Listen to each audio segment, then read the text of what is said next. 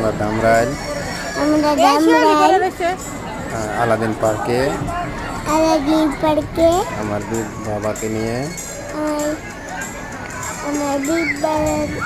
আমার বাবাকে ফ্যামিলিকে নিয়ে